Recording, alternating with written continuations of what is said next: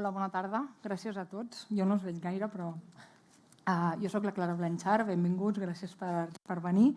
Em presento, soc periodista del diari El País i faig informació de ciutat. La ciutat és un gran escenari de conflictes econòmics, polítics, també de mobilitat. I, bueno, digues? Castellano. Ay, castellano, perdón. Todo esto en castellano. Soy periodista del diario El País, hago información de ciudad, que es un gran escenario de conflictos, y entre ellos está el de la movilidad. No quiero perder la ocasión, no sea que pase algo, de avisar de que yo soy ciclista desde hace 20 años. Tengo la suerte de que hago desplazamientos muy factibles. El diario El País estaba en la zona franca, yo iba en moto, y la semana que el diario El País se trasladó a la Champla, se vendieron 14 coches y motos en el diario, porque no había otra forma de ir. No había metro, no había nada. Aparte de ciclista, soy una gran defensora de la bicicleta sin atacar a ningún otro medio. Creo la frase aquella célebre de la pastilla de Matrix, que en cuanto la tomas ya hay un antes y un después. Además te ahorras gimnasio, chándal, que es una cosa fea, y vas un ratito de vacaciones cada día. ¿Vale? Hoy toca hablar de patinetes y de bus. Algo que es noticia desde mi punto de vista que estemos haciendo en la Casa SEAT, algo se mueve. Y solo voy a dar 4 datos para situarnos. La última encuesta de movilidad del IRMB cuantificaba en un 2,9 los desplazamientos de barceloneses en bici y de un 0,8 en patinete. ¿Vale? En total, la movilidad activa es un 55%, del cual el grueso es un 52% a pie, un 23,8% de los barceloneses se mueve en transporte público y un 20,7% en coche, moto, furgoneta. ¿Vale? Paso a presentar a los... Iremos a saco porque empezamos tarde y tenemos que acabar a la hora. Molaría tenerlo del WhatsApp, eso de... pero no es el caso. Tengo a mi lado a Carles Benito. Carles es ingeniero químico, ciclista, lleva 10 años en el BAC. Tiene la bici más bonita de la ciudad, es una Muli, es una bici de cargo pero compacta. Y hoy cuando escribía esto pensaba que no hay asociaciones de patinetes, de usuarios de patinetes, que cabría pensarse por qué. Sí que hay una. ¿Ah, sí? Hay una, no, de fabricantes y empresarios, pero no de usuarios. Sí, es poca cosa, ¿no? Todavía está ahí. A tu lado está Laia Bonet. Laia Bonet es teniente alcalde de Agenda 2030, concejal de movilidad, es de la parte socialista del gobierno de coalición de la ciudad. Es jurista, pertenece al PSC, ha sido secretaria de gobierno en el tripartito, diputada y ahora en el ayuntamiento. Si me dejo algo, lo siento. Y tengo bici, pero no la utilizo suficientemente como para retirar el chándal del armario. ¿No? ¿Alguno de los 3 tiene patinete? No. Vale. Y Manuel Crespo. Manuel es ingeniero de caminos, es especialista, entre otras cuestiones, en carriles bici. Ahora está en el EIT, que es este consorcio europeo público-privado que subvenciona proyectos de movilidad, y concretamente es el coordinador de micromovilidad y movilidad activa. ¿Vale? Correcto. Entonces, la idea es que tenemos 5 minutos o no sé si son 7, da igual, unos pocos minutos para cada bloque. Y si os parece, hacemos en el orden, si hay alguna repregunta y si nos da tiempo podemos dar turno de palabra. La primera pregunta sería de futuro, ¿vale? ¿Qué tope tiene la bici, si es que lo tiene? Ha habido una pandemia, ha habido una crisis económica, ha tenido un montón de cosas que han sido favorables. ¿Por qué tiene éxito el patinete? ¿Qué nos está diciendo la gente que va en patinete? ¿Qué nos interpela? Y qué retos nos plantea la convivencia entre estos 2 medios en una ciudad donde el espacio público está muy disputado. Carles. Bueno, cuando hablamos de futuro nos viene a la cabeza muchísimas cosas, ¿no? Y especialmente estos últimos años cuando vemos las noticias, ¿no? y vemos la actualidad de las últimas novedades que tenemos a nivel local, a nivel regional, a nivel mundial, ¿no? Se nos viene a la cabeza pues, el tema de la crisis climática, ¿no? Los temas de la rapidez, la inmediatez, el cambio climático, la escasez, ¿no? Y bueno, es un conjunto de elementos que definen mucho, ¿no? Cómo nos movemos, ¿no? Es decir, al final, cómo se mueve una sociedad define mucho, ¿no? Cómo es, ¿no? Y en este sentido, respecto a las preguntas que comentas, hablar sobre topes en cuotas modales o incluso en este caso en la bici, para mí no tiene sentido. Lo que es importante hablar para saber definir qué nos pasa en el futuro, ¿no? es hablar sobre hábitos, sobre elecciones y sobre digamos, influencias, ¿no? que podemos tener a la hora de hacer estos transportes. Y bueno, muy brevemente, o sea, planteando, digamos, los retos del futuro, tenemos que mirar al presente, ¿no? Es decir, qué ciudades tenemos, ¿no? y cómo estas elecciones que realizamos se basan en un urbanismo, ¿no? en una ciudad en la que convivimos, ¿no? Y que, por otro lado, también tiene en cuenta muchos factores que son del pasado, ¿no? Que heredamos por parte de las ciudades en las que convivimos y con las generaciones en las que nos encontramos, ¿no? Es cierto que, por ejemplo, el desarrollo de la bicicleta y del patinete ha tenido muchísima repercusión, sobre todo en las generaciones más pequeñas, ¿no? Pero es algo que al final luego se ha acabado extendiendo, ¿no? Y eso nos da algunas pistas sobre cómo podemos explicar, ¿no? este fenómeno.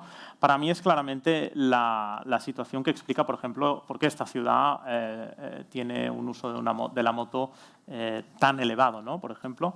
Y es sencillamente que nosotros en el día a día, cuando vamos a usar un medio de transporte, no nos rompemos la cabeza. Es algo que utilizamos, digamos, nuestras dinámicas más rutinarias en medida de lo que nos es más fácil, ¿no? Lo que consideramos normal, es decir, lo que vemos en la calle es con lo que nosotros nos reflejamos y lo que nos conviene más en función del transporte, digamos, ¿no? Y en función de esos tres factores, que son básicamente lo que decía, las tradiciones o los hábitos, las elecciones que hacemos, pues son lo que configuran, ¿no? En este sentido, claramente la pandemia ha jugado un papel brutal para hacer que muchas de las personas abran un poco su punto de mira, ¿no? Y ver que hay muchas formas de desplazarse y que están allí, ¿no?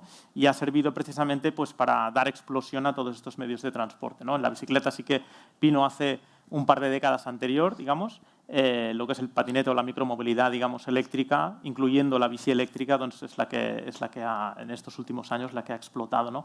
Y en este sentido hay una componente de empoderamiento, ¿no? de darse cuenta de que hay otras formas de moverse y que son posibles, ¿no? Y que hacen viables pues, los transportes que hacemos diariamente. Y paro ya, que si no, no continúo.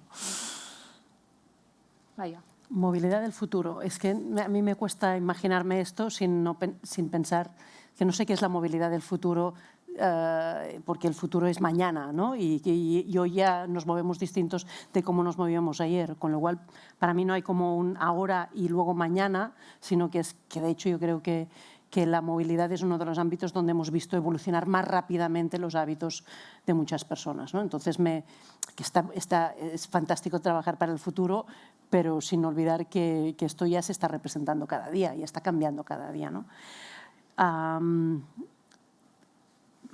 Déjame poner, y no es una enmienda a la totalidad a la pregunta, ni mucho menos, pero déjame ponerme, desde el punto de vista del ayuntamiento, lo que queremos hacer de futuro, o que nos planteamos que tendríamos que hacer como administración respecto a futuro, es visualizar o analizar la movilidad no solo desde la forma clásica, cómo nos movemos, que de hecho es el planteamiento, ¿no? de este debate, afrontando básicamente una de las formas de movernos, ¿no? Que forma parte de lo que conocemos como movilidad activa, sino también ¿para qué nos movemos? Es decir, que desde la responsabilidad pública también afrontemos el tema de la movilidad analizando bien cuáles son los motivos que nos llevan a movernos.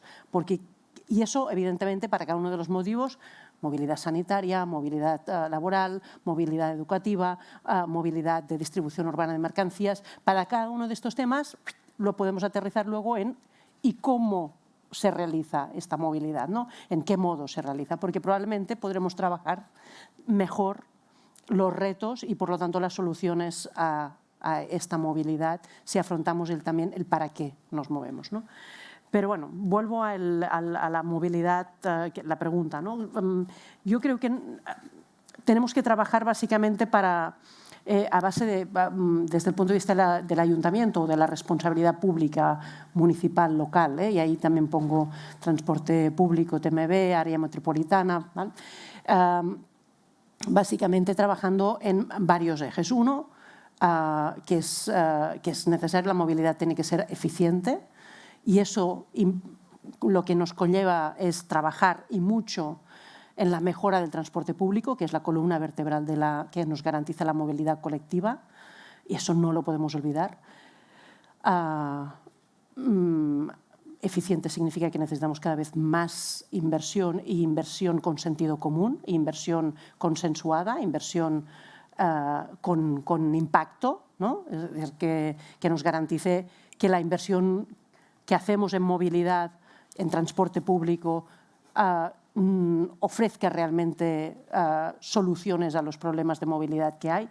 Eso en Barcelona básicamente es acceso a la ciudad, lo tenemos claro, porque lo que es transporte público a nivel de ciudad está funcionando bien. Primer eje, eficiencia. Segundo eje de la movilidad tiene que ser sostenible y por lo tanto ahí tenemos también un reto importantísimo. Y si hablamos de sostenibilidad aplicada a la movilidad, obviamente tiene una traducción en términos de cómo tiene que ser el transporte público, que tiene que ser sostenible, y eso es apuesta para la electrificación, para el hidrógeno verde, etcétera, etcétera. Soluciones que claramente pues, cambian la balanza a favor de que el transporte público sume en uno de los retos principales que tenemos, que es el combate contra la crisis climática, ¿no? Tercer eje, importantísimo, la seguridad. Yo creo que desde ese punto de vista, en la seguridad es donde entramos clarísimamente en la necesidad que decías tú antes, ¿no? De mejorar el espacio en el que se produce esta movilidad. Y allí, evidentemente, uno de los retos más importantes que tenemos como ciudad es en mejorar la infraestructura. Mejorar la infraestructura en movilidad significa mejorar la calzada, obviamente, pero también mejorar los espacios para un tipo de movilidad que no es la colectiva, sino que es la individual. Y ahí es cuando entramos, evidentemente, en la red de carriles bici, que tiene que ser, y tiene que seguir siendo una apuesta importantísima de futuro. Estos últimos 3 años, se han construido hasta 67 kilómetros más de carriles bici. En 2023 estaremos en más de 270 kilómetros construidos dentro de la ciudad de Barcelona. Pero no solo importa cuántos kilómetros tienen, sino qué calidad tienen estos kilómetros de carriles bici, ¿no? Y por lo tanto, ahí también tenemos mejoras a hacer, obviamente, y estamos haciendo. Obviamente estos carriles bici se empezaron a construir hace muchos años y se construían donde se construían, la mayoría en aceras. Pues uno de los esfuerzos principales que se han hecho también de corregir esos diseños es bajarlos a calzada, pero a la vez, por lo tanto, proteger a la pieza más frágil de la movilidad, que es el peatón, ¿no? Pero a la vez proteger a la siguiente pieza más frágil, que es bici, el que utiliza la bici o el que utiliza el BMP. Y esto significa carril segregado, evidentemente, dentro de calzada. Construir, bajar de calzada, pero también conectar, porque uno de los problemas importantes que pasa a todas partes, pero también pasaba en Barcelona, es que las apuestas por carriles bici se había hecho a cachos, ¿no? Pues estos, si no tienes conectividad dentro de la red, lo que pasa es que cada vez que termina un carril bici, ahí incrementa el riesgo, porque la bici o el BMP o pasa calzada o sube a acera, cosa que evidentemente no está permitida. Con lo cual generabas conflicto, como decías, añadido y a veces pues, indisciplina, ¿no?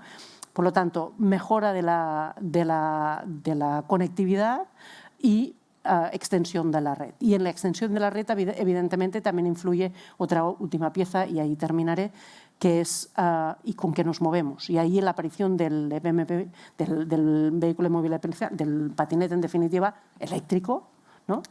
Y de la bicicleta eléctrica, nos ha también resituado las prioridades a nivel de ciudad, porque, si me permites, yo le añadiría aquí un cuarto eje, que es la inclusividad. O sea, en esta micromovilidad o en esta movilidad personal, básicamente accedía quien podía acceder. No es inclusiva, no todo el mundo puede ir en bicicleta o podía ir en bicicleta o en vehículo de movilidad personal. Ahí la introducción del motor, ¿no? en la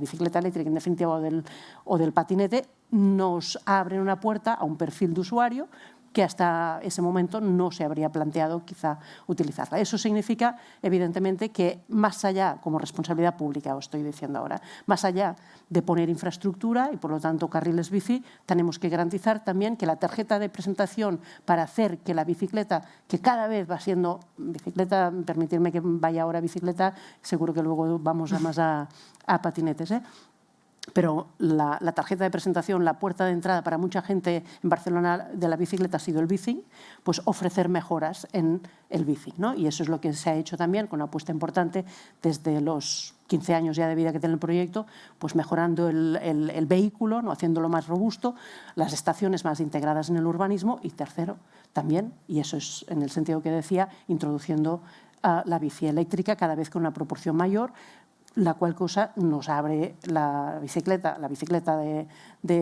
ensayo, ¿no? para la invitación a mucha gente que prueben la bicicleta a segmentos de población que no lo habrían hecho, pero también a gente que vive en barrios de Barcelona que si tiene que ir con bici mecánica, ¿no? Pues no lo hará. Y en cambio con la bici eléctrica sí que se atreve, ¿no? O sea, infraestructura y servicio a través del bicing, eso es lo que de entrada tenemos que hacer de las administraciones públicas. Y ahora sí, termino, perdón, que es mirada metropolitana y empujar a que se tomen las decisiones desde donde tiene más sentido, que es dar este servicio con una lógica metropolitana que impida que topes con la realidad, que es la que nos encontramos ahora, que cuando llegas a término municipal tienes que dejar la bicicleta, el bicing, y coger la que habrá a partir del próximo año, la Ambici, ¿no? Y cambiar de compañía, porque ahora los sistemas se hablan solo o se hablarán solo hasta cierto punto.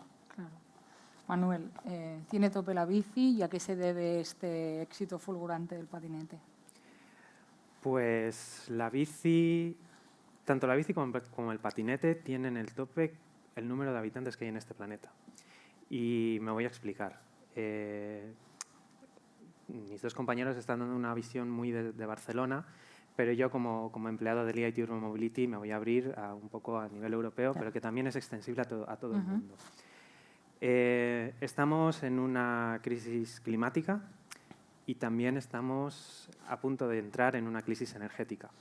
Y eso significa que de forma orgánica va a haber gente que va a dejar el vehículo privado y va a ir a unos modos más sostenibles como es la bicicleta y el patinete. Y eso va a dar un boom muy grande. ¿Por qué? Pues porque bajo Barcelona el 80% de los viajes o más que se hacen dentro del área metropolitana de Barcelona en vehículo privado son de 10 kilómetros, que es una distancia que se puede hacer en bici muy fácilmente. De forma comparativa, esto es como romper una nuez con una pistola.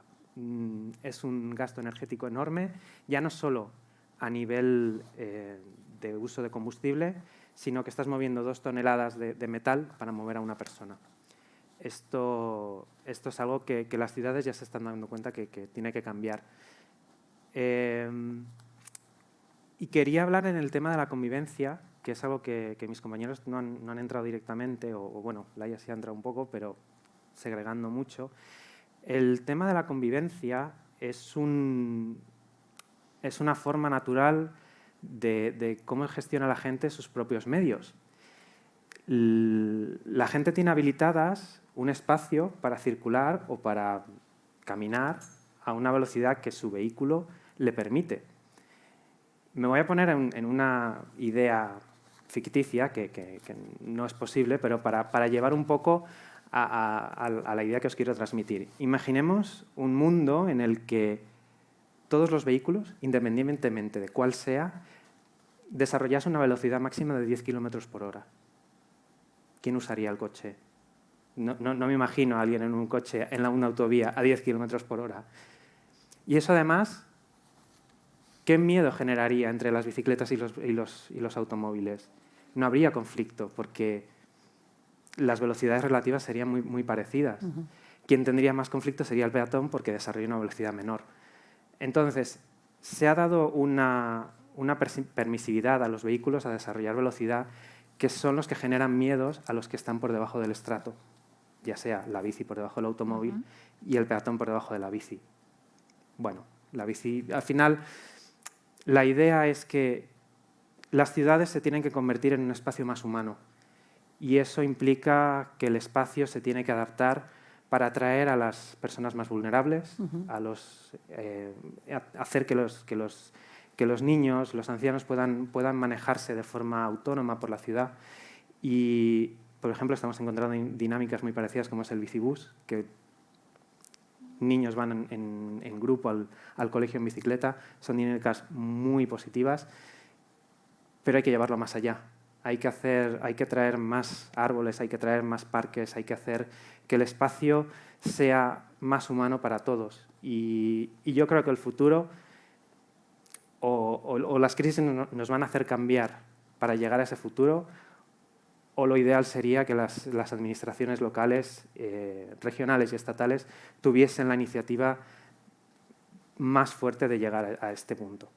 Pues mira, me va a huevo para la segunda pregunta, porque al final estamos, o sea, esto es filosofía y toma de decisiones, es importante, pero al final hay que aterrizar las cosas. El espacio público es finito. Es finito. Y el espacio es decir, la implosión que ha tenido el patinete yo creo que no la ha previsto nadie, porque te pones a hacer carriles bici y cuando van como un tiro llegan los patinetes. Entonces, un poco la pregunta es, uno, el mayor uso de espacio público transitable ahora mismo es del coche, con lo cual cualquier mejora o avance pasa por sacar coches. Eso ya plantea un reto. ¿Y qué retos plantea el nuevo reparto? Porque ya no es si la bicicleta colisiona con los vehículos a motor, sino en el mismo espacio para la bicicleta ha irrumpido un nuevo actor, ¿no? Que además es más... Yo creo que en materia de inseguridad, indisciplina y tal, no tenemos datos de cuál era la indisciplina de la bici cuando llegaron, con lo cual, ahora decir que los patinetes se saltan más semáforos o van más deprisa, o yo no sé si podemos aventurarnos, con lo cual lo dejamos en los problemas de convivencia. Bueno, es un concepto muy interesante. Yo insisto en la idea de que, como comentaba Laia antes, a nivel urbano siempre se intenta buscar un marco, ¿no?, en el que se quieren llevar a cabo pues, unas políticas, ¿no?, una forma de ver las ciudades, ¿no?, de visualizar cómo puede ser esta movilidad, pero que hemos visto claramente que se ha ido de madre, no en el sentido de para mal, ¿no? Es decir, al final el uso de la tecnología y de la sencillez que te puede ofrecer, pues, en este caso los vehículos de movilidad personal, o en el caso de la tecnología, ¿no?, como el sharing, el uso de los vehículos compartidos, ambos conceptos han irrumpido de una forma que nadie ha planificado, ¿no?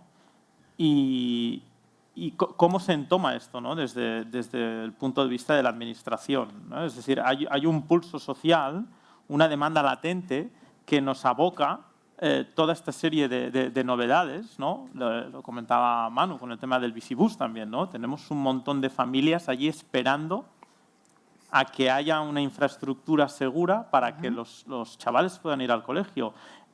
Tenemos que en 5 años el reparto de comida o el reparto en general de paquetería pequeña ha explotado con lo que mencionamos, los riders, ¿no? Que la mayoría van todos en bicicleta.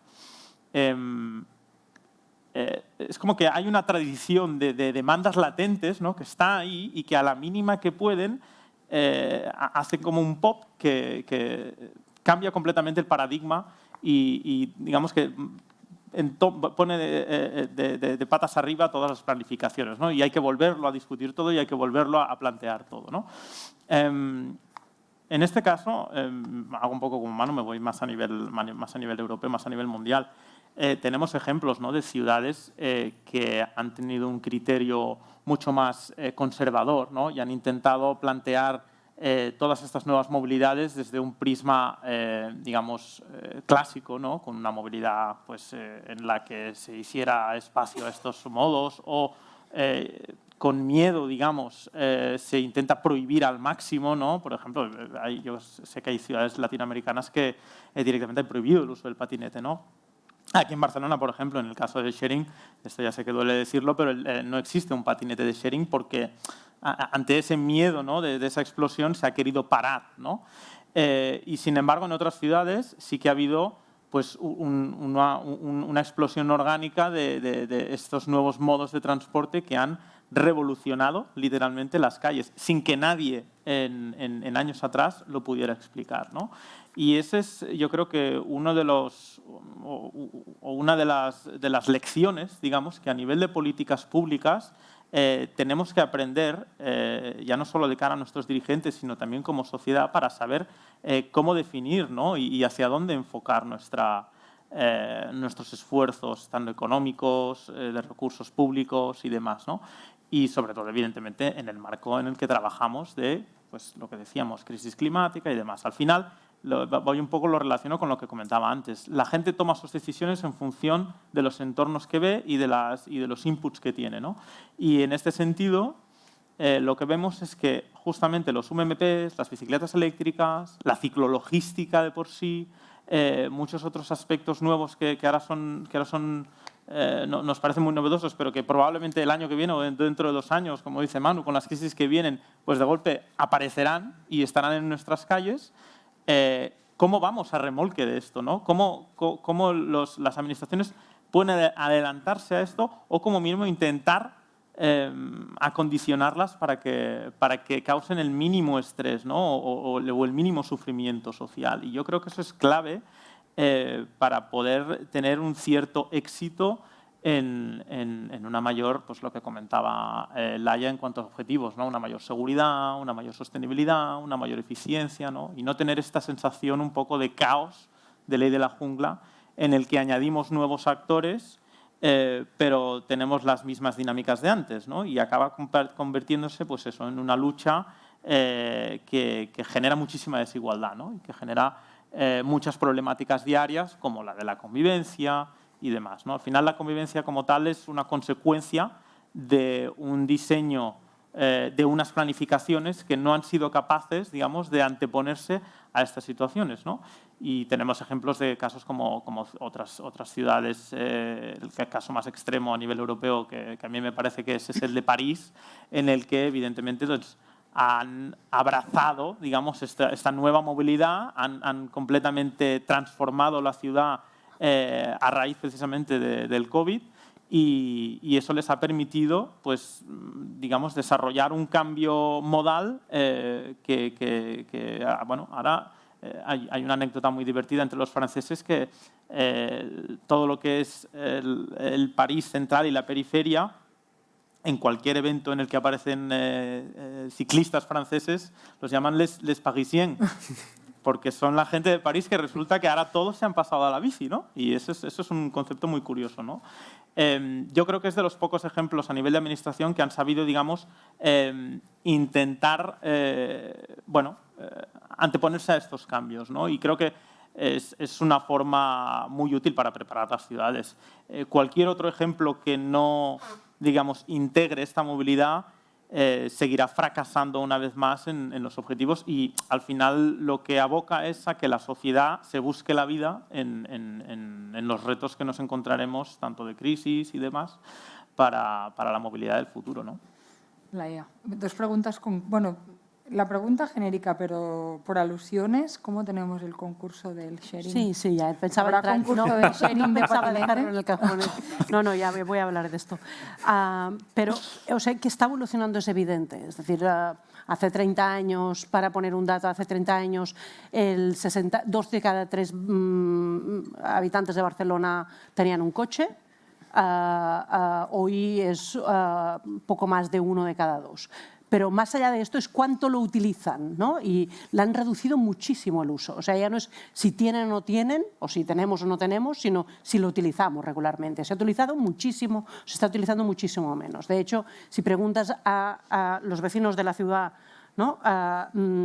¿Qué utilizan más frecuentemente? Solo un 10%, un 9% te dicen coche. Sí, pero no nos va a salvar tampoco el patinete, porque la gente del patinete viene del transporte público, no vienen del coche. No, bueno, hay gente que viene del transporte. Aquí el patinete merece una observación especial que tiene mucho que ver también en lo que hemos vivido los últimos 2 años. Estamos hablando de nuevas generaciones también con el patinete. Ahí también, efectivamente. Sin ningún trasfondo. Entonces, el cambio es evidente y el cambio es progresivo y el cambio no es una foto fija, una foto que está cambiando cada día, pero que muestra unas tendencias a la reducción del uso del coche y del vehículo privado, no de la movilidad individual, sino creciente de la bicicleta, creciente del patinete, creciente del transporte público, aunque hubo el achaque de la pandemia, obviamente, y eso es lo que hay una parte que pasó del transporte público a la movilidad individual y que ahora se está recuperando al transporte público y que ahí puede haber cambios, tenemos que ver para dónde evoluciona esta fotografía, pero bueno, en cualquier caso yo creo que las tendencias son claras en términos de micromovilidad o movilidad personal, bicicleta, patinete. Está creciendo mucho y de ahí las necesidades, como decía antes, de mejorar infraestructura para esa realidad y de mejorar servicio en el caso de la bicicleta, por lo que ya he dicho, no me voy a repetir. Pero luego, evidentemente, ahí hay una tendencia que hay que explotar al máximo y que en Barcelona no está del todo explotada, que es la del sharing. El sharing lo hemos hecho, evidentemente lo hemos hecho en 2020 con bicis y bicicletas, con motos y bicicletas. Y la verdad es que en términos de sharing, una encuesta que salía en junio de este año nos decía que Barcelona somos la primera ciudad de Europa en número de motos compartidas por habitante de toda Europa. Y la segunda ciudad en número de bicis compartidas por habitante, detrás de París, precisamente. ¿Vale? Me he referido a motos y a bicicletas. Nuevamente aquí, necesitamos introducir la perspectiva metropolitana, sobre todo, y antes tú lo decías, ¿no? La mayor parte de los recorridos son de 10 kilómetros, pues sobre todo teniendo en cuenta que Barcelona es una ciudad muy densa, pero es una ciudad que tiene trama contigua con muchas otras ciudades de alrededor, con lo cual tiene todo el sentido de intentar dar respuesta también a esa movilidad de conexión a través de estas fórmulas de movilidad. Por lo tanto, eso se tiene que traducir en infraestructura, carriles bici interurbanos y en servicio. Y eso quiere decir sharing también metropolitano. En términos de moto, voy haciendo simplemente 2 titulares de cada uno de ellos. En términos de moto, lo regulamos en 2020 a nivel de Barcelona, sacamos unas licencias que la ciudad podía asumir y más, pero evidentemente con la restricción de poder simplemente circular dentro del término municipal. Lo que hemos hecho es delegar competencias del área metropolitana, que lo está trabajando para sacar licencias de sharing de motos el año que viene, en el 23. 23 sacará concurso, por lo tanto servicio a partir del 24, de sharing metropolitano de motos, que es como creo que tiene sentido plantear los servicios de sharing. Bici tenemos una concesión a nivel de Barcelona, que es el Bicing, la tenemos vigente hasta 2028, por lo tanto no podemos generar un servicio de bici pública sharing, de compartida a nivel metropolitano que afecte a la vigencia de esta concesión. Por lo tanto, la realidad que ha montado y que se anunció hace poco tiempo de bici de sharing metropolitana tendrá que convivir con esta realidad hasta 2028. ¿Qué hemos hecho? Al menos que se hablen los sistemas. ¿En qué sentido? Pues que haya un abonamiento con precio más reducido para el que se saque los 2 abonos, es decir, que utilice bici metropolitana y Bicing, que no le cueste simplemente la suma de los 2 abonos, porque no puede haber un abono único, porque los sistemas están separados legalmente, ¿no? 2, que haya paradas en Ciutat de la Justícia, en zona universitaria, en el límite con Santa Coloma y en el límite con Sant Adrià, para que paradas compartidas una al lado del otro, de forma que el que llegue para cada una de estas vías pueda dejar la bici metropolitana y coger la del bicing. Y obviamente que los sistemas informativos se hablen. Por lo tanto, que vayas con la app que utilices, o bien la de SMOW o la app de la MB Movilidad, y que te ofrezca información sobre cuáles son las bicis que tienes del otro sistema para que cuando llegues puedas saber que vas a encontrar la otra bici. Esto es lo que tendremos hasta el 28 y con la intención del 28 servicio metropolitano. ¿Qué nos queda más? Patinete. En estudio el coche, porque esto también lo tengo que decir. No la liamos hoy. ¿Vale? Hoy No lo patinete, vamos a leer, por favor. pero voy al patinete. Coche compartido, digo el sharing, pero pues esto está en un cajón y más ralentizado. Patinete, ¿qué nos encontramos? Y termino con esto. Nos encontramos, y tú lo explicabas, y yo conozco muy bien París, y yo creo que todos hemos visto, no solo París, sino la experiencia del patinete en muchas ciudades. El free floating, como apareció en muchas ciudades, y fantástico París, yo estoy enamorada de París, pero no me gusta encontrarme patinetes tirados por las aceras, porque a veces no nos damos cuenta de lo que tenemos en Barcelona en términos de accesibilidad, hasta que viajas a otras ciudades. ¿Vale? Con lo cual, ojo con esto, porque no todos son maravillas tampoco de determinados sistemas. Y todos somos peatones en algún momento del día. Todos somos peatones, o a con lo no cual, ser que tengas y es la pieza mayordomo. más débil. Es decir, encontrarte con París, en París, que giras una acera y te viene un patinete en sentido contrario por la acera a toda velocidad, o tienes 3 patinetes tirados en el suelo y tienes que bajar a la calzada para sortearlos, tampoco es ideal, ni mucho menos. ¿Qué nos llevó eso? Viendo las experiencias de muchas ciudades donde habían aparecido avasallando el espacio del peatón, sobre todo el peatón, en el 2020 lo que hicimos es paramos. Es decir, hablamos con todas las compañías de patinete, dijimos, replegad, que vamos a regular. Y me diréis, hombre, 3 años para regular, pues sí. ¿Vale? O sea, vamos tarde, claro que vamos tarde. Lo digo sin ningún tapujo. Vamos tarde, pero al menos que vayamos bien. Es decir, que cuando saquemos las bases de un sharing de patinete sea para ofrecer un buen servicio de calidad, ordenado, endreçat, que nos gusta decir, ¿no? Pero que evite todos los efectos colaterales negativos que ya hemos observado en todas las ciudades. Por lo tanto, estoy hablando de que patinetes van ancorados, no van dejados sueltos en el suelo, ni en un cuadrito pintado en el suelo, y que aprovechemos toda la tecnología que existe en el mercado y soluciones que nos permita ordenar el uso de un patinete. Ancorados, ¿eh? Ancorados. Ancorados. ¿Dónde? ¿En US o mobiliario? No, ancorados en un espacio específico para ancorar los patinetes de sharing. No compitiendo con las US de bicicleta. No, las US de bicicleta los estamos instalando, evidentemente, porque hacen falta y hacen falta más, pero lo que no podemos es que la infraestructura para aparcar las bicicletas, para ancorar las bicicletas, sea ocupada por un servicio que cobra por prestarse, ¿no? Es decir, ¿Y en calzada, en acera? estamos trabajando en eso, ya no quiero decir nada más, ¿vale? O sea, estamos trabajando en esas bases y estamos trabajando además con todo el mundo, a partir de experiencias de las ciudades, las buenas y las malas, ¿vale?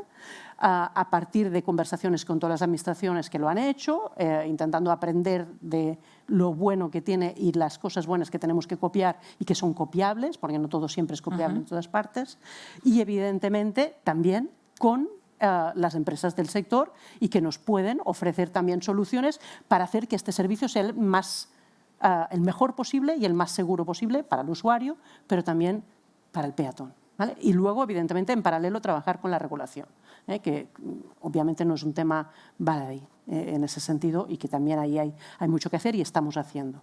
Pues en eso estamos y lo sacaremos cuando estemos seguros que tenemos la fórmula ideal para prestar un buen servicio para el usuario, un buen servicio que se integre en la movilidad de la ciudad para el resto de ciudadanos que se mueven de otras formas, ¿no?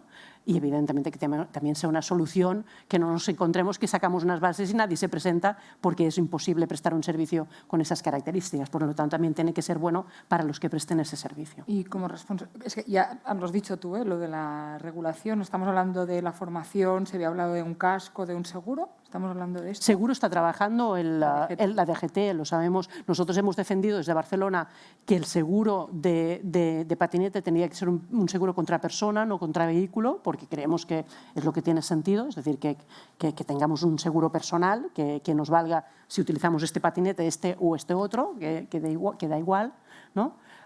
Y allí me consta que la DGT nos decía, nosotros también lo vemos, pero quien lo prepara es la Dirección General de Seguros, que está en otro ministerio, y que tienen más la filosofía de los seguros son para vehículos y por lo tanto, pero no tenemos aún la foto fija de cómo va a quedar eso. En todo caso, nosotros sí que estamos empujando para esto y sí que estamos empujando también a nivel interno para que no solo la DGT lo regule, sino también nosotros la necesidad de casco. Ahora la tenemos obligatoria para los patinetes de uso comercial. Es decir, cuando tú utilizas para un servicio comercial un patinete tienes que llevar casco, bueno, pues que eso sea obligatorio en todos los casos. Y es lo que vamos a tener que hacer. ¿Qué ha pasado? Que mientras pedimos que replegasen, vino una pandemia con las necesidades o las percepciones de protegerse y, por lo tanto, lo que hemos encontrado es una gran explosión de patinetes privados, particulares, que estos tendrán que convivir con los de sharing. Pero yo creo que una de las tendencias teniendo en cuenta la densidad, ¿no?, de nuestra ciudad y la alta ocupación de los carriles que tendrán que irse mejorando y extendiendo evidentemente en el futuro, es que el sharing tiene que cubrir una parte de esta necesidad, porque la solución es que un mismo vehículo puede servir a varios usuarios a lo largo del día. Por lo tanto, la introducción del sharing es una buena noticia en ese sentido, ¿no?, porque viene a generar eficiencia en la presencia de vehículos en la vía pública, ¿no? Vale. En el número. Manuel, conflicto espacio público, coches, y ¿a quién le restamos el espacio? Porque al final es finito. A ver, una cosa que ya se ha comentado es el tema de que las personas al final queremos ir a nuestro destino de la forma más cómoda y rápida posible. Si con un vehículo tardo 10 minutos y con el otro tardo 2 horas y media, pues creo que la diferencia me voy a optar por el de 10. ¿Qué es lo que pasa? Que aquí entra en conflicto la gestión de los recursos. Y hay 3 tipos de recursos. El primero son los materiales, y el segundo es el espacio, y el tercero es el tiempo. Estamos viendo que las administraciones están trabajando para optimizar este tipo de recursos y este tipo de ofertas. A nivel material, pues hay ciudades en las que han dejado entrar patinetes de forma completamente libre y eso ha generado, por ejemplo, dinámicas dentro de los usuarios que pues yo tengo 2 contratos con 2 empresas, pero tengo 9 y resulta que tengo un patinete aquí de una empresa de la competencia que no tengo yo contrato. ¿Qué hago? Me doy de alta, busco otro, tal.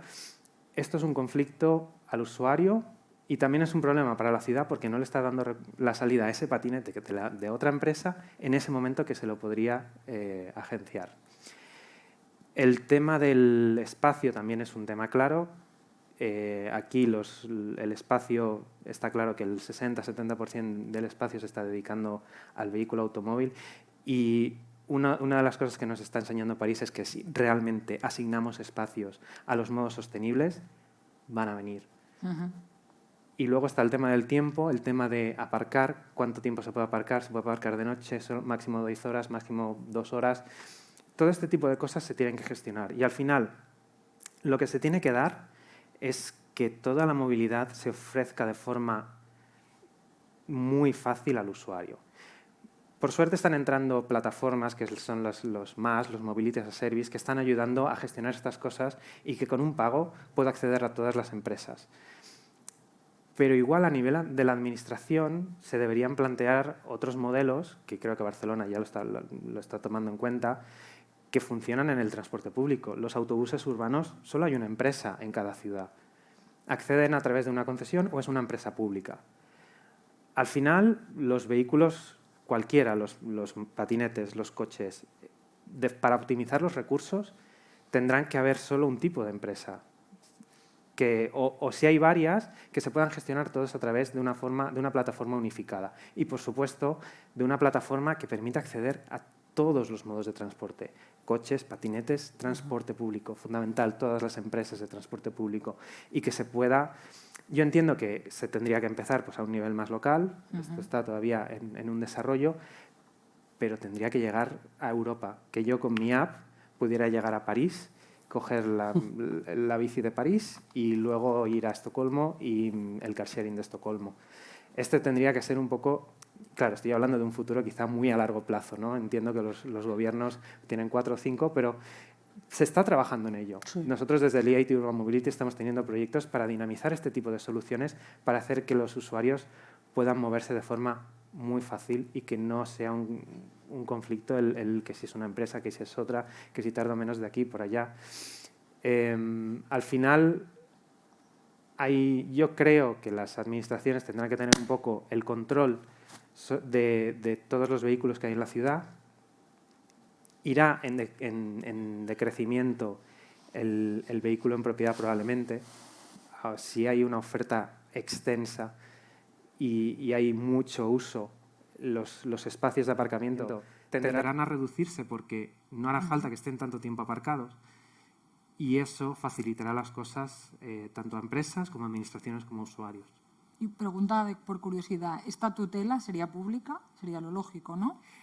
Yo entiendo que la operativa puede ser tanto pública como privada, como participación público-privada, pero sí creo que el control de la operativa debería tener un carácter público.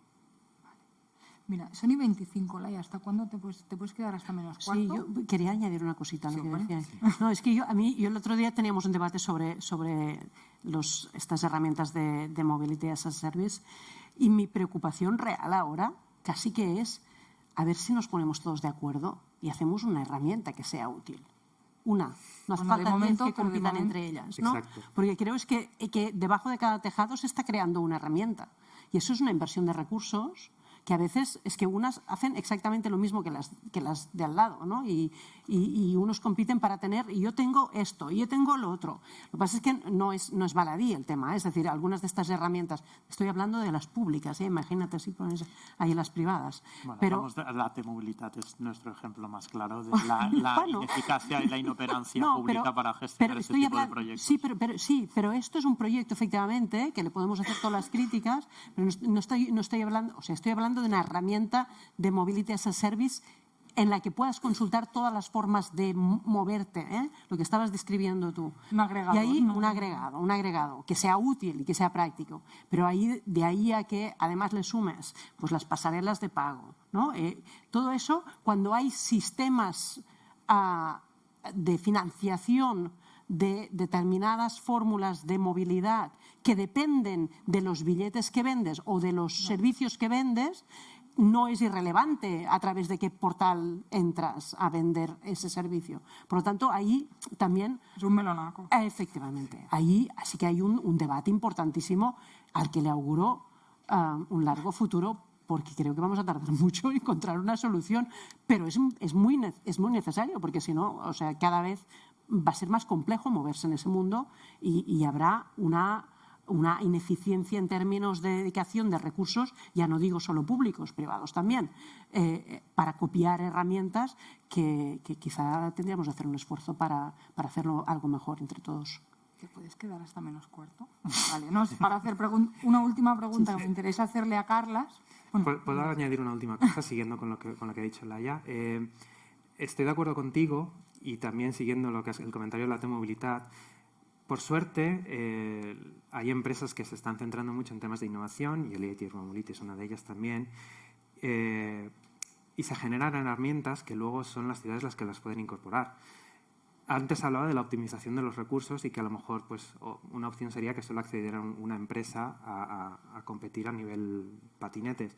Yo entiendo que una solución también podría ser dar una especie de concesión a una plataforma de Mobility as a Service que ya se ha gestionado se ha creado de forma privada y de una forma eficiente, pero puede seguir unos pliegos que cumplan las condiciones que necesiten las administraciones. por suerte, hay empresas que se están dedicando a esto y que pueden permitir acceso a estas soluciones. Vale. Carlas, yo te quería hacer una pregunta a ti como BAC, que es, hablamos de regulación para patinetes, que si seguro, que si casco.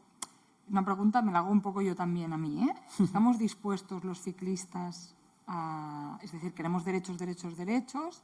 Decimos que los otros son unos cafres. También hay cafres entre cualquier otro modo de... ¿no? Hay abuelas que cruzan en rojo y por cualquier sitio. Hay motoristas cafres, furgoneteros, conductores, ciclistas. Pero ¿estamos dispuestos a que las condiciones de nuevas normativas nos afecten? Hablo de un seguro, de exigir formación, de...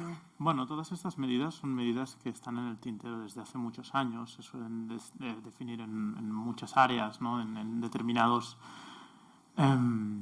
órganos, ¿no? Que no suelen ser los órganos ciclistas, ¿no? No estoy hablando del RAC cuando pide formación, No, pero me refiero, sí, de forma genérica. Es decir, si los patinetes que tienen que tener una normativa, igual sería lógico que las bicis también. Pregunto. Bueno, la pregunta es, por un lado, ¿qué queremos conseguir? Es decir, aquí está nuestra capacidad para la resolución de problemas, es decir, de qué problemas estamos hablando. Y la segunda es... qué capacidad tenemos para ofrecer soluciones, ¿no? Es decir, normalmente siempre nos viene a la cabeza una vehiculización de la bicicleta cuando la bicicleta estaba antes que el vehículo privado, ¿no? Por decirlo de alguna manera, y es más vieja que el coche. En ese sentido, yo creo que la receta más sencilla para ganar en seguridad está muy clara y se conoce ya desde hace mucho tiempo. La problemática que tenemos es que no nos gusta ese sabor de la receta y entonces vamos buscando otras recetas. ¿Estamos hablando de multas? Bueno, no necesariamente multas, pero podemos hablar bueno, pues lo que comentas de seguro obligatorio, de una sobreregulación en materia de por dónde se ha de circular y por dónde no. O sea, toda una serie de consideraciones que se visten de seguridad, pero que esconden realmente una sobreregulación que no aporta nada, porque no se defiende ninguna problemática que pueda solucionar, ¿no? Y, sin embargo, conceptos básicos en materia de seguridad que no se deberían de considerar como privilegios o como derechos, sino sencillamente conceptos de seguridad básica, ¿no? Como el hecho de que, lo ha comentado Laia antes, ¿no? Cómo el desarrollo de estos nuevos modos de movilidad convierten en la movilidad sostenible y activa en un factor universal. Y ese es un poco el objetivo con el que desarrollamos estos debates, es decir, cómo de universal queremos que sea el uso de la bici o del VMP si no somos capaces de que por las calles circulen niños de 8 años o personas mayores de 80 años, ¿no? Esos son los conceptos de seguridad básicos en los que nos basamos y no en si debemos regular de una forma u otra o si debemos de crear estas normativas u otras. La bicicleta lleva mucho tiempo en nuestras ciudades, ya podemos decir que tiene una cierta solera desde el siglo XXI y las fórmulas que funcionan para su desarrollo están claras. Todo lo que se enfoque desde, digamos, de un prisma de otro tipo de medidas son cortinas de humo que lo único que hacen es perjudicar precisamente esa necesidad de ganar en seguridad, precisamente para que el desarrollo de estos modos, que es lo que hemos comentado antes, que ha irrumpido y está por venir mucho más. Es decir, estamos hablando de que la potencialidad que tiene el uso de los VMPs o las bicicletas en materia de ciclologística, ¿no? En materia de bicis de carga, las bicis familiares, ¿no? Cosas que estamos viendo ya en los países más donde se usa más, donde se pedalea más, ¿no? Como las personas integran la bicicleta para transportes, digamos, no de un punto A a un punto B, sino una movilidad más familiar, más femenina, más feminista, ¿no? Más transversal. Todo esto no tiene sentido si no podemos garantizar una seguridad mínima y toda esta movilidad va a venir. La cuestión está en nuestras manos decidir si queremos que esta movilidad pueda desarrollarse de una forma en la que mantengamos el bienestar en la movilidad o nos abocamos al caos, al desorden y a debates, digamos, estériles en los que no pongamos el foco y no solucionamos problemas, ¿no? Al final es lo que digo, ¿no? todos esos debates en los que, o medidas en los que se han aplicado estas situaciones no han aportado nada útil para el desarrollo de la movilidad sostenible en este sentido, ¿no? Y yo creo que eso es clave para no perder el norte, sobre todo. Vale. No sé si alguien del público... Tenemos 10 minutos, yo creo. No veo nada, ¿eh? Hay un par de manos levantadas Sí. por aquí. Hola, buenas. Bueno, primero que también soy ciclista y me gusta mucho la bici, pero escuchando un poco de esto, yo veo en Barcelona es una ciudad que se usa mucho el transporte público y ese tipo de transporte y está muy bien acondicionado, aunque tenga mucho camino por delante, pero yo pensaba ahora mismo el grueso de vehículo motorizado que viene a Barcelona o que se mueve en Barcelona viene de fuera, de las ciudades colindantes. Todos los núcleos comerciales, industriales, están muy desamparados del transporte público. Entonces yo veo, por ejemplo, en mi trabajo, la gente de Barcelona usa transporte público, bicicleta, viene a trabajo, muchos, la gran mayoría. Luego la gente, que también hay otro debate más extenso, que es el precio del habitaje, de la vivienda en Barcelona. Mucha gente se va al extrarradio, 20 kilómetros de Barcelona, Sabadell, Terrassa, etcétera. Esta gente, si trabaja en el Poblenou o en la zona franca, no puede llegar de una manera ágil y eficiente a su trabajo. Necesita hora y media. Cuando en coche, si no hay tránsito, es media hora, o en moto 20 minutos. Entonces, aquí el debate más grande es ¿por qué coches hay en Barcelona? Yo creo que la gran mayoría viene de fuera. Entonces, yo creo que en Barcelona hay que dar soluciones, pero hay que dar soluciones. ¿De dónde vienen estos coches? A los coches que entran de fuera, porque a la mañana es una barbaridad. Y otra cosa es también un poco a nivel cultural, ¿no? El potenciar no solo cómo se mueve la gente, sino para qué. Yo tengo 2 días de trabajo ahora, ¿no? Me muevo menos. ¿Qué necesitamos hacer? Desarrollar la telemática a nivel de tipo de trámites, a nivel de trabajo, cuándo nos tenemos que mover y cuándo no. Entonces, es ir un poquito más allá y no, dentro de la ciudad está muy bien y mejora, pero ¿qué te crea el caos en la ciudad, no? Barcelona es un gran núcleo comercial, industrial, y hay mucha interacción. Entonces, hay que pensar en esta interacción y en el por qué se mueve. Y con esto acabo. Algún comentario, pero muy breve, porque si no, no podremos Que dar son más muchos palabras. Bueno, sí, comenta. Sí, yo quería comentar un tema que está ocurriendo en Londres. En el Reino Unido, cada vez que se construye algo, están obligados, por ley, a aportar en esa promoción urbanística siempre dinero al sistema de transporte público, siempre. Sea cual sea el uso, sea residencial, terciario. Siempre, porque se entiende que cualquiera que sea el desarrollo va o bien generar o bien atraer viajeros. Entonces siempre es obligatorio. Se tiene que tener muy claro que tanto el transporte como el urbanismo van de la mano. Y eso es algo con lo que se tiene que trabajar. De hecho, ahora los nuevos desarrollos urbanísticos, antiguamente lo que hacían era exigir un mínimo de plazas de aparcamiento. Ahora es al contrario. En función de cuánto transporte público tengas alrededor, te van a poner un máximo. Y esto es algo que está pasando ya en el Reino Unido. Supongo que esto en España, bueno, se estaba trabajando en leyes esto, pero... Solo nos faltaría a los promotores que pusieran dinero en transporte público. Pero bueno. No, pero en cambio sí que una de las líneas de trabajo que tú lo comentabas también, ¿no? Es para qué nos movemos, y el tema de la movilidad laboral es uno de los fundamentales, que es el que lleva a esta imagen que nos gusta más bien poco, ¿no? Que es que hay mucha gente de fuera de la ciudad que tiene pocas o menos soluciones de las que querría para entrar en la ciudad, y que al final acaba justificando que coja el coche y entre en la ciudad. Claro, si tuviera alternativas más atractivas, no digo que si tuviera alternativas, porque siempre puedes encontrar alguna, pero que sean algo atractivas, ¿no? Al menos no sean tan desmoralizantes, ¿no? como tardar el triple de tiempo o lo que sea, ¿no? Pero, por lo tanto, ahí es un tema fundamental, que es inversión en transporte público de acceso, con lógica de metropolitana, pero ya no de área metropolitana, sino de región metropolitana. O sea, necesitamos ir más allá y mucha eficiencia en esto. Evidentemente, pues la mejora de cercanías es fundamental, pero no solo, es decir, también necesitamos mucho más que eso, ¿eh? Y eso son inversiones además que llevan mucho tiempo. Es decir, que ahí cuanta más leña puedas poner en el fuego para acelerar esa inversión, más rápidos vas a ver los resultados, pero van a costar. Una pieza que sí que estamos tocando a nivel de Ayuntamiento de Barcelona es empujar en la lógica de para qué nos movemos en los planes de movilidad laboral. Es decir, que de alguna forma cada empresa, sobre todo estamos hablando ahí, a las pequeñas, pues es lo que hay, ¿no? Pero las que generan mucha movilidad y que por lo tanto están en las condiciones que describías tú un poco, polígono industriales, etcétera, se hagan también corresponsables de la movilidad de la gente que acude a trabajar, ¿no?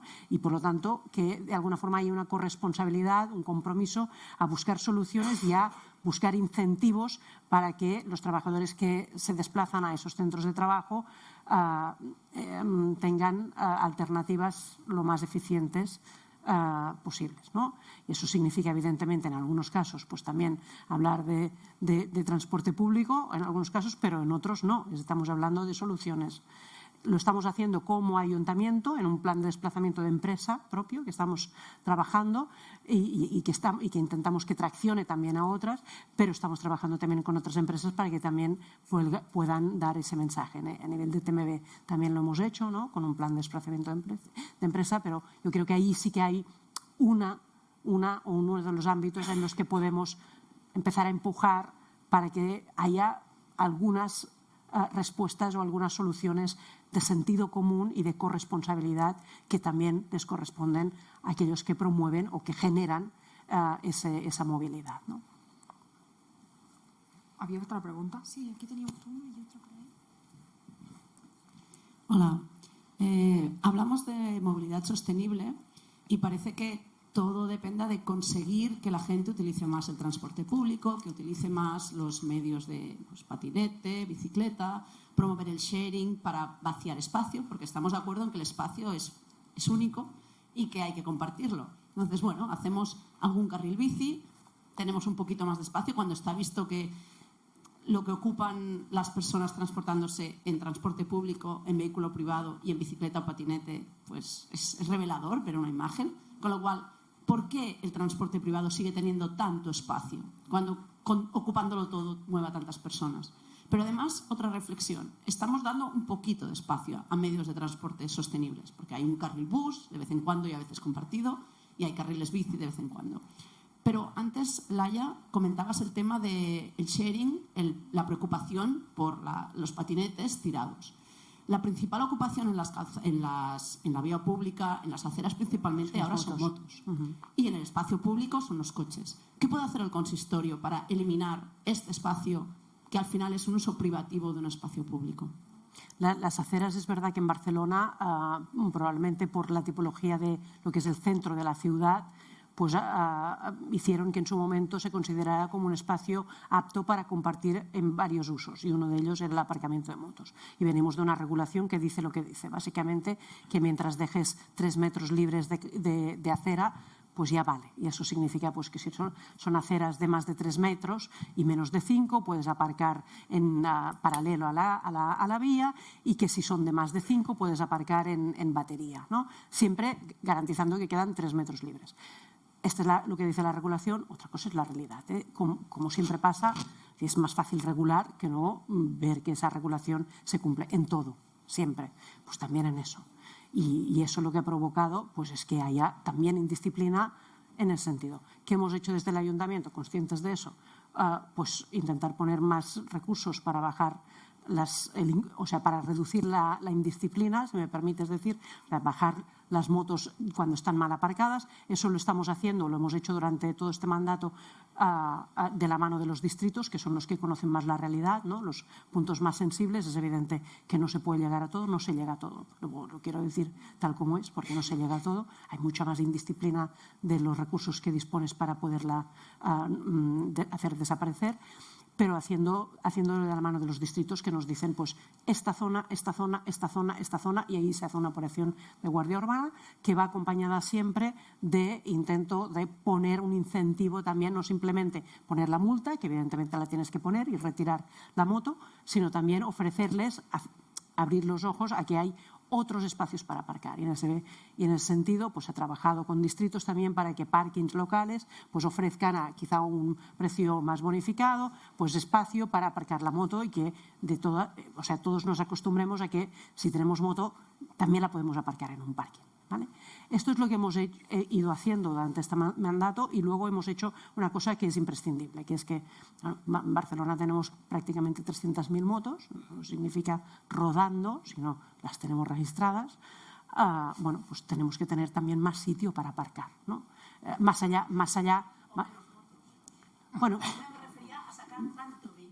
Bueno, en todo caso, sí, pero como todo, es decir, tú puedes querer menos motos, quieres querer más bicis, pero no pasa así. Tienes que generar incentivos, ¿vale? Lo que necesitamos es priorizar también las necesidades. Si las ponemos todas en la primera línea es imposible. Entonces, ¿qué hemos querido? De nuevo, ¿cuál es la pieza más sensible? Peatón. Bueno, pues ¿qué es lo que tenemos que proteger?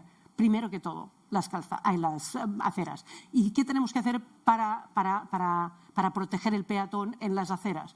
Pues uno, lo que ya se hizo en 2017, prohibir la circulación de bicicletas y de patinetes en las aceras y luego, evidentemente, ir verificando y, por lo tanto, haciendo cumplir la normativa de aparcamiento de motos. ¿Dónde vamos? ¿Hacia dónde vamos? A que la acera tiene que ser el espacio del peatón. Punto y final.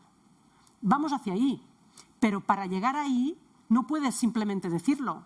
Tienes que generar alternativas, tienes que generar espacios. Y eso es lo que estamos haciendo también, generando espacios para que aparquen en otros sitios. Porque no van a desaparecer los vehículos de un día a otro. Están modificándose los modos de movilidad, como decíamos, pero no van a desaparecer de un día a otro. Por lo tanto, si no los queremos en la acera, tenemos que generar otros espacios de aparcamiento. Tenemos la gran suerte de que tenemos muchos parkings en la ciudad y que como han ido reduciendo los coches, pues hay espacio libre. Bueno, pues ahí también tenemos una pieza a jugar, ¿no? Desde ese punto de vista. Pero también tenemos que generar más aparcamiento en calzada, aunque eso es un paso previo, evidentemente, a que en el futuro, una ciudad tan densa como la nuestra, obviamente, cuanto más útil sea el espacio público, y por lo tanto la calzada, la acera, etcétera, pues mejor. Y tener un vehículo aparcado ahí, pues genera un espacio que no se utiliza para nada más que para aparcar. Vamos hacia ahí, todas las ciudades van hacia ahí, ¿vale? El tema es un tema de ritmos y de ser consecuentes en los discursos, es decir, que no sea un discurso que sea muy valiente, pero luego la acción se quede a un 10%, ¿no? Porque entonces es fácil, pero es ineficaz. Había una última y cerramos. Última y cerramos. Es compartir una experiencia que a mí me dejó muy preocupado y triste en relación a la infraestructura, ¿no? Que estamos hablando de los carriles bici, de la convivencia, de lo maravilloso que es la infraestructura y todas esas historias. Hace un par de semanas estuve yo por cuestiones de trabajo en una ciudad en Corea, donde era la ciudad plana, más del tamaño similar a Barcelona. La gente respeta las señales de tráfico como buenos asiáticos, aunque haya motos de vez en cuando que van en contradirección por los andenes, por las bureras. Y lo que me sorprendió es que tiene una infraestructura ciclista impresionante. Toda la ciudad tenía un carril bici para ellos. Las bicicletas las dejan en las calles y no se las roban. Tienen un sistema de parking en las calles, tiene todo, pero nadie iba en bicicleta. Después de una semana por allí, tratando de entender a ellos y a la ciudad, en Corea, Vale. en Daejeon. Daejeon, vale. Correcto. Daejeon. Y me sorprendió que nadie iba en bicicleta. Y trataba de entender por qué pasaba eso. Es decir, porque a mí me dijeron en el back, me dijeron que si tú construyes una infraestructura, las bicicletas aparecen. Mentira. Pero ¿cuál fue mi conclusión? ¿Cuál fue mi reflexión de visitar esa ciudad? Que ir en coche es muy fácil allá. Absolutamente fácil. Es decir, tú no puedes promover los patinetes en una ciudad, no puedes promover las bicicletas en una ciudad si no haces lo que tú decías antes, Manu, en el sentido de si no le haces un poco la vida más difícil, o no más difícil, si hace más fácil la vida a las bicicletas. Y para hacer eso, tú necesitas quitarle espacio a otros vehículos. Y para eso yo quiero, para cerrar esta reflexión en cuanto a que infraestructura no es necesaria únicamente, ni hay que quitar, hay que promover el otro espacio, así sea a costa del coche. La foto que tenemos atrás nos debería escandalizar a todos nosotros. Es la de allá. Estamos no en crisis, sino en emergencia climática. Estas fotos, con todo el respeto de la Casa SEAT que nos acoge hoy, estas fotos nos dicen mucho para quién está dedicada el espacio público. Y ahí veo una bicicleta, una moto y un coche, pero pocas personas se ven. Y yo creo que la única forma de poner personas, si queremos ser un Smart City, ahora que la próxima semana es el Smart City y todas esas historias, y si queremos promover la bicicleta, pasa por hacer una revolución de las prioridades. Y la revolución de las prioridades pasa por cuestionarnos el status quo del coche como primer elemento, y ya después de la moto, creo que decía un poco antes Marta, ¿no? Pero que yo personalmente me dejé de creer la historia de que la infraestructura es suficiente. Necesitamos otro tipo de cosas. Eso no es SimCity donde tú podías hacer lo que tú quisieras, sino que eso es la realidad, y la realidad es el espacio que es. Y las personas somos como somos, la única forma de que Salvador Rueda decía que el órgano más sensible que tiene el cuerpo humano no son los pulmones, ni la piel, ni la vista, ni el oído, es el bolsillo. Desafortunadamente es así y hay que quitarle espacio al coche.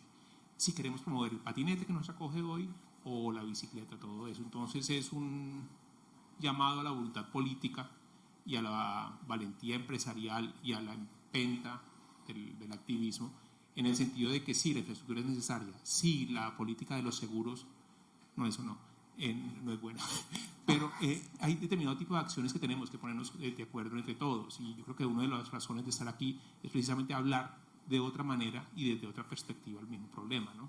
En el que estamos en una emergencia que vino a quedarse.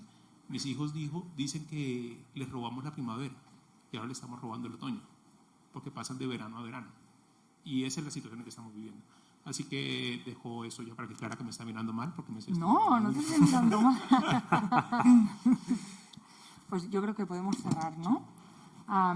Yo me quedo de Carlas, me quedo con esta reivindicación que me parece muy legítima, de que las bicis estábamos antes y de que se trata de crear condiciones para que la movilidad sostenible crezca, y más eso que aumentar las normativas. Yo personalmente, hay una cosa que no entiendo, que es por qué le llamamos movilidad, o sea, en el pack movilidad activa entran los patinetes, yo no los veo muy activos, pero bueno. ¿Y la eléctrica a la vez? Gas no lo veo. ¿Y la eléctrica a la vez? Sí, es el pack movilidad sostenible, ya, pero, y entre comillas. No, con tus intervenciones, lo siento, soy periodista, me quedo con el titular de que en el sharing los patinetes van a tener que ir atados. Lo sabía. Te conozco ya desde hace tiempo. Y a Manuel le agradecemos el regalo de la metáfora de disparar una nuez con una pistola, y nos has puesto deberes, que estudiemos legislaciones que imponen costes de movilidad a los planes urbanísticos, o la idea de un agregador, la movilidad metropolitana que siempre aparece en estos debates. Y gracias a todos y gracias por vosotros. A vosotros.